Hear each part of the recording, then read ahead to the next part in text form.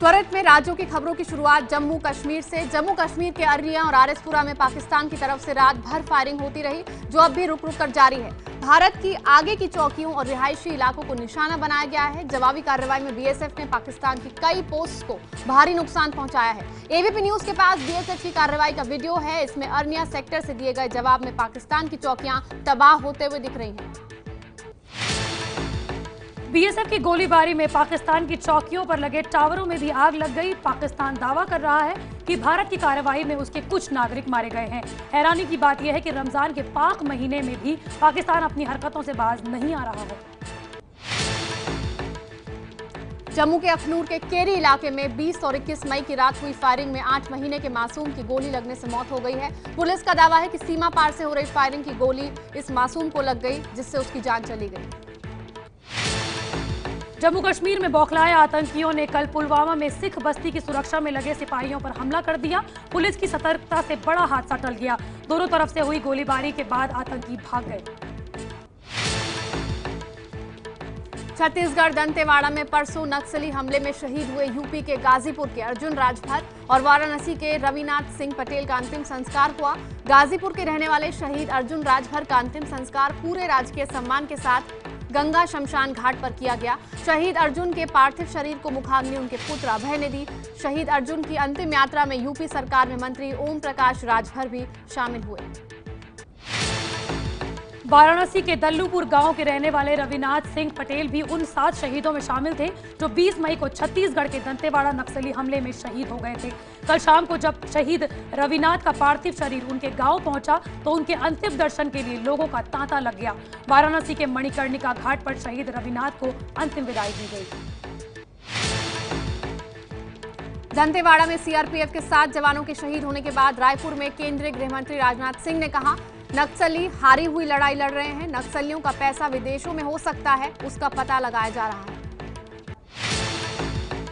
Supreme court के आदेश के बाद बंगला बचाने में जुटे हैं यूपी के पूर्व मुख्यमंत्री। मायावती ने अपना सरकारी बंगला बचाने के लिए उस पर कांशीराम गेस्ट हाउस का बोर्ड लगवा दिया है। वहीं अखिलेश यादव ने अपनी सरकारी कोठी खाली करने के लिए योगी सरकार से और वक्त की मांग की है। सुप्रीम कोर्ट के आदेश के बाद सभी पूर्व मुख्यमंत्रियों को इसी महीने सरकारी बंगला खाली करना है। मोदी सरकार में मंत्री और पीलीभीत से बीजेपी सांसद मेनका गांधी अपने संसदीय क्षेत्र में पहुंची तो गन्ना किसानों को राहत देने के बजाय उन्हीं पर भड़क उठी। गन्ने की खरीद में हो रही धांधली और भुगतान की समस्या लेकर शिकायत करने गए किसानों से मेनका गांधी ने कहा, ना इस देश को चीनी की जरूरत है और ना ही गन्ना से उनकी आय बढ़ने वाली है, फिर गन्ना क्यों लगाते हो। यूपी के बस्ती जिले के डीएम सुशील मौर्य के खिलाफ बीजेपी विधायक संजय प्रताप जायसवाल ने भ्रष्टाचार की शिकायत सीएम योगी से की है। डीएम पर बड़ा आरोप लगाते हुए बीजेपी विधायक ने कहा है कि डीएम के कारनामे से हर विभाग का अधिकारी और जनता त्रस्त है। बलात्कार की बढ़ती घटनाओं को लेकर एसपी के राष्ट्रीय महासचिव रमाशंकर विद्यार्थी ने बेतुका बयान दिया। बलिया में बोले, लड़कियों के अंग प्रदर्शन के कारण बढ़ रही हैं बलात्कार की घटनाएं। नाबालिग छात्र छात्राओं के मोबाइल फोन और इंटरनेट के प्रयोग पर रोक लगाने की मांग की। यूपी के पूर्व सीएम अखिलेश यादव मैट्रिक और इंटर में टॉपर बच्चों को लैपटॉप बांटेंगे। पहली किस्त में 11 बच्चों को लखनऊ बुलाकर जल्द ही लैपटॉप दिए जाएंगे। इसके बाद जिले में जाकर समाजवादी पार्टी के नेता इसे बच्चों के बीच बांटेंगे। सीएम रहते अखिलेश ने ही लैपटॉप बांटने की योजना शुरू की थी। यूपी में समाजवादी पार्टी की सरकार के दौरान हाई स्कूल और इंटरमीडिएट के बच्चों को 18 लाख लैपटॉप बांटने का दावा किया गया था।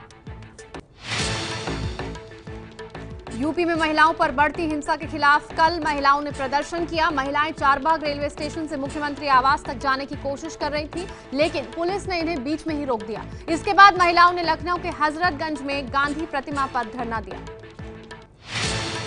पूर्व केंद्रीय मंत्री और आरजेडी के वरिष्ठ नेता रघुवंश प्रसाद सिंह ने कहा है कि 2019 में विपक्षी पार्टियों के एकजुट होने के सिवा कोई उपाय नहीं है। बिना एकजुट हुए नरेंद्र मोदी को नहीं हराया जा सकता। कल बेंगलुरु में कुमारस्वामी के शपथ ग्रहण में दिखेंगे राहुल गांधी समेत विपक्ष के कई बड़े नेता। दिल्ली के सीएम केजरीवाल, पश्चिम बंगाल की सीएम ममता बनर्जी, केरल के सीएम पी विजयन, बीएसपी अध्यक्ष मायावती, आंध्र प्रदेश के सीएम चंद्रबाबू नायडू, तेलंगाना के सीएम चंद्रशेखर राव के अलावा अखिलेश यादव, चौधरी अजीत सिंह, कमल हासन और एमके स्टालिन जैसे नेता शामिल होंगे।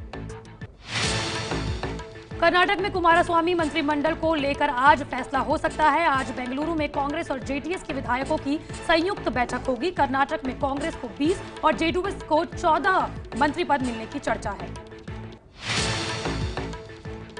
उत्तराखंड के कुमाऊं और गढ़वाल के जंगलों में लगी हुई आग गांव तक पहुंच गई है। अल्मोड़ा, बागेश्वर और चंपावत के अलावा नैनीताल के भीमताल में भी आग ने अपना रौद्र रूप दिखाया हुआ है। यहां लोगों का धुएं से जीना मुश्किल हो गया है। वन विभाग आग बुझाने में पूरी तरह नाकाम साबित हो रहा है।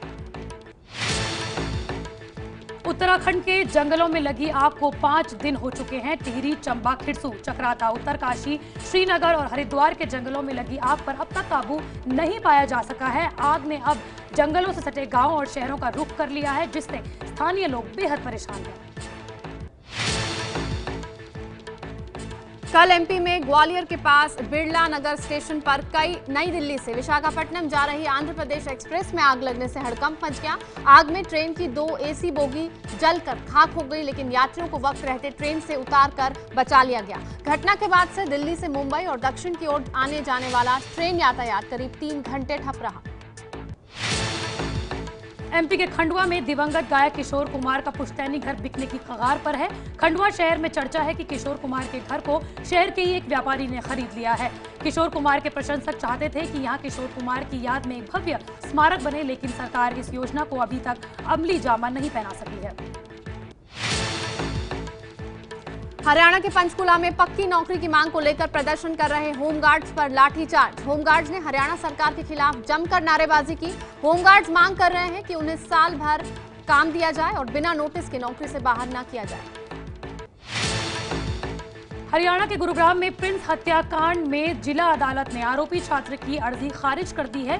कोर्ट ने अपना फैसला देते हुए जुवेनाइल जस्टिस बोर्ड के फैसले को उस फैसले को बरकरार रखा, जिसमें आरोपी छात्र को बालिग मानते हुए केस चलाने की इजाजत दी गई है। मुंबई का आम आदमी पिछले 3 दिनों से परेशान है। मुंबई के जेजे सरकारी अस्पताल में 2 डॉक्टरों से की गई मारपीट के बाद से अस्पताल के रेजिडेंट डॉक्टर्स हड़ताल पर हैं। डॉक्टरों की हड़ताल की वजह से मरीजों को मुश्किलों का सामना करना पड़ रहा है। डॉक्टर्स का कहना है कि जब तक उनकी सुरक्षा सुनिश्चित नहीं हो जाती, वो काम पर नहीं लौटेंगे। मुंबई के जेजे अस्पताल में 3 दिन पहले एक मरीज के परिजनों ने एक पुरुष और एक महिला रेजिडेंट डॉक्टर पर जानलेवा हमला कर दिया था। मारपीट की तस्वीरें सीसीटीवी में कैद हुई थी। हमले में पुरुष महिला डॉक्टर गंभीर रूप से घायल हुआ है और महिला डॉक्टर को भी फ्रैक्चर हुआ है। पुलिस ने आरोपियों को गिरफ्तार कर लिया है, लेकिन बार बार होने वाली इन घटनाओं से परेशान होकर रेजिडेंट डॉक्टर्स हड़ताल पर हैं। केरल में चमगादड़ से फैलने वाले खतरनाक नीपा वायरस के हमले के बाद अलर्ट। चमगादड़ के मुंह से निकलने वाले नीपा वायरस के हमले में अब तक 6 लोगों की मौत हो चुकी है। केरल में इस वायरस से फैली बीमारी का अब तक कोई इलाज नहीं है। आंध्र प्रदेश के विशाखापट्टनम में बच्चा चोरी के शक में लोगों ने 5 लोगों की बुरी तरह पिटाई की, जिसके बाद एक शख्स की जान चली गई। लोगों का आरोप है कि शहर में बच्चा चुराने वाला गिरोह सक्रिय है। इसी शक में पिछले 2 दिनों में भिखारियों और अनजान लोगों को पीटने की कई घटनाएं हो चुकी हैं। ये है एबीपी न्यूज, आपको रखे आगे।